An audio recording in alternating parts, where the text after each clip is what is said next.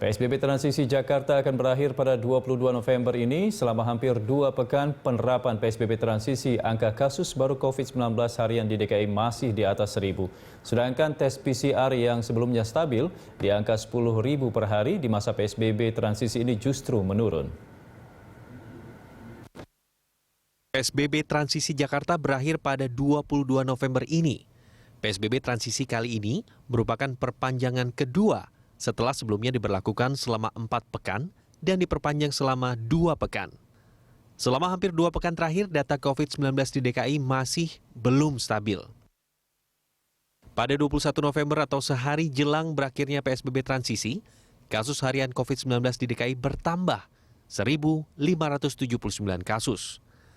Angka ini merupakan rekor tertinggi sejak dilaporkannya kasus COVID di DKI pada 3 Maret lalu.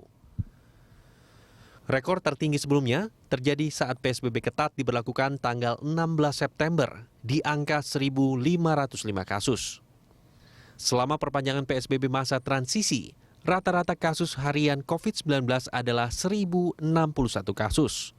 Kasus baru sempat melandai, namun dalam 13 hari masa PSBB transisi ini, penambahan kasus harian COVID-19 mulai meningkat dan melebihi 1.000 kasus per hari. Kasus harian yang mulai meningkat ternyata tidak dibarengi dengan jumlah orang yang dites swab. Selama perpanjangan kedua PSBB transisi, jumlah orang yang dites swab di Jakarta per hari tak pernah lagi tembus 10.000 orang per hari.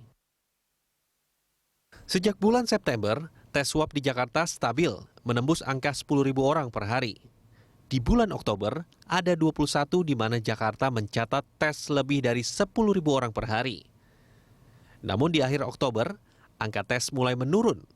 Sejak 28 Oktober hingga 20 November, angka tes swab di DKI Jakarta tak pernah lagi menyentuh angka 10.000 per hari. Baru di tanggal 21 November kemarin, kembali ke angka 10.000 tes per hari. Data yang menggembirakan di masa PSBB transisi kali ini, presentasi pasien sembuh dari COVID-19 pernah menyentuh angka tertinggi sejak awal pandemi COVID-19, yakni 92,2% yang terjadi pada 13 November 2020. Hingga 21 November, total pasien positif COVID-19 di ibu kota 125.822 orang.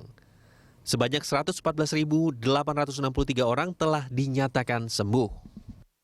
Sedangkan kasus aktif COVID-19 di ibu kota saat ini tercatat 8.444 orang.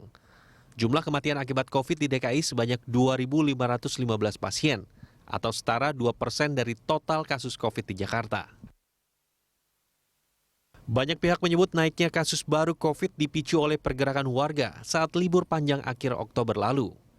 Catatan lainnya, selama masa PSBB transisi pertengahan November ini, terjadi kerumunan besar di acara yang melibatkan para simpatisan Rizik Syihab. Banyak pihak khawatir kerumunan ini akan membuat kasus COVID semakin bertambah.